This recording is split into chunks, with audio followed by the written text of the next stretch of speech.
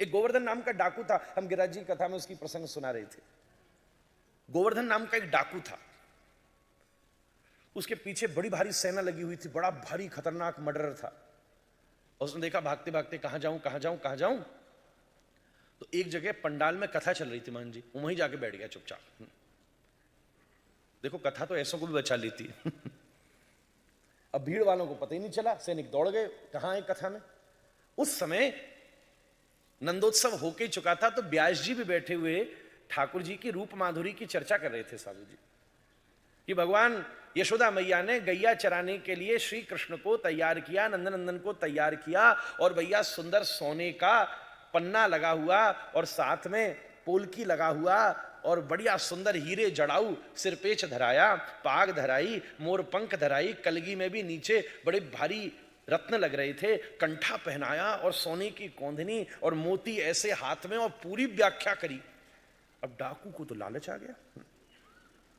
डाकू ने सोची जब गैया चराने के लिए ये श्रृंगार है, तो महाराज जब राजकुमार जी आसन पर बैठते होंगे तो कौन सा श्रृंगार करते होंगे। तो डाकू चुपचाप बैठा रहा। जैसी कथा पूरी हुई, सब लोग प्रसादी लेके गए, तो डाकू चुपचाप मुंह ढक के आया ऊपर, व्यास जी के पास प्रणाम किया और दिखाया नीचे से खंजर। ए बाबा बता मुझे ये कहां रहता है नंदनंदन, और नहीं बताएगा तो तेरी तेरी मार डालूंगा तुझे। देख खंजर है, बहुत प्रसिद्ध डाकू में, कितने देश राज्यों की सेना लग रही है मेरे पीछे, बताता है नहीं बताता। एक बार तो घबराए, बोले भैया क्या हंसी कर रहे हो, ये तो कथा थी, हम कथा। अच्छा चतुराई दिखाता है मुझसे, अभी सबके सामने तुझे ऊपर पहुंचा दूंगा। और थोड़ा सा खंजर का अगला वाला हिस्सा और धोती के पास चुबा दिया। पंडित तो घबरा गया, यार सच में खतरनाक आदमी है। मन ही मन विचार किया, क्या पता ठाकुर जी आप किस जीव के ऊपर कैसी कृपा करना चाहो। तो कहा भैया हमें तो नहीं पता, पर ये देख यहां लिखा है, हम तो बता रहे थे, और इसमें उनका पता लिखा है ब्रज, ब्रज वृंदावन में, गोकुल में, नंदगांव में, इधर ही कहीं गैया चराते हैं वो, और नंद महल उनकी जगह का नाम है, यशोदा मां है और नंद पिता हैं, कृष्ण उनका नाम है।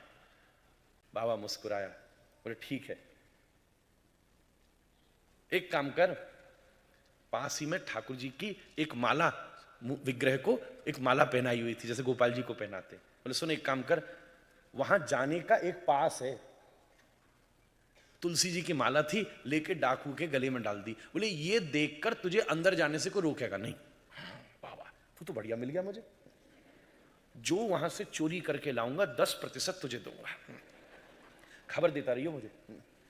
हाँ हाँ हाँ डाकू जा जा।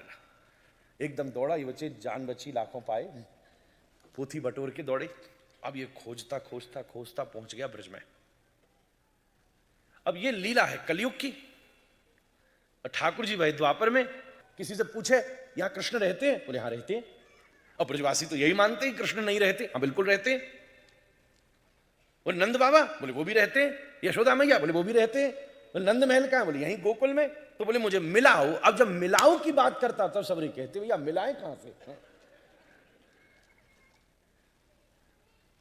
किसने कहा ये तो कथा है, अब तो द्वापर था, अब तो त्रेत। सब बोले लगता है इस कृष्ण का खुफिया विभाग बड़ा तगड़ा है, बड़े अच्छे मंत्री हैं, सैनिक एक नंबर, नागरिक भी ऐसे हैं, संपत्ति की रक्षा के लिए किसी के सामने पोल नहीं खोल रहे कि रहता कहां है ग्वाला।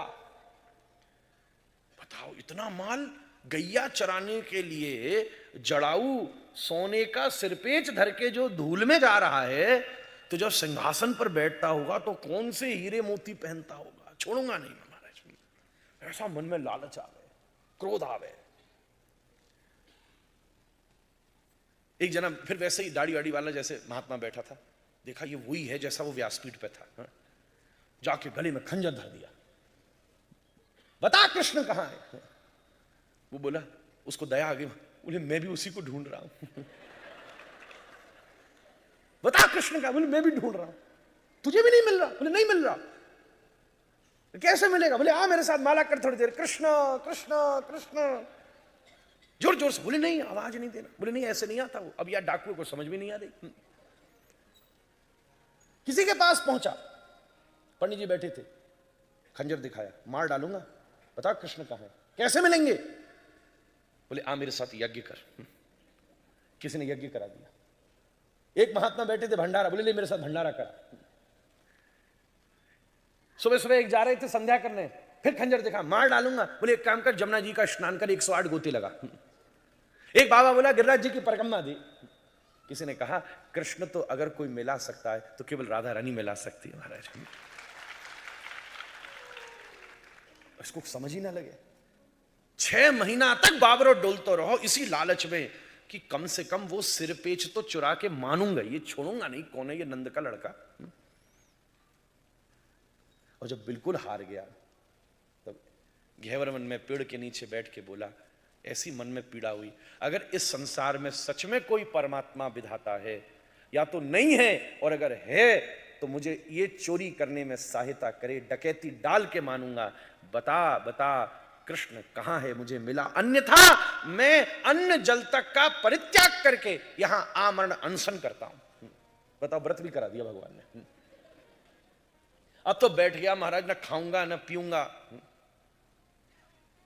थोड़ी देर में ठाकुर जी को दया आ गई और उसी घेवर वन की कुंज में जो वेश इसका था, मन में जो कथा में सुना था, जैसी ऊंची वाली धोती, बगलबंदी, पाग, सिरपेच, कंठा, बाजूबंद, कोंधनी, नूपुर, जो जैसे मणि जड़ाऊ व्याख्या सुनी, थोड़ी देर में वो गोवर्धन डाकू के सामने वैसे ही श्याम सुंदर प्रकट हो गए महाराज।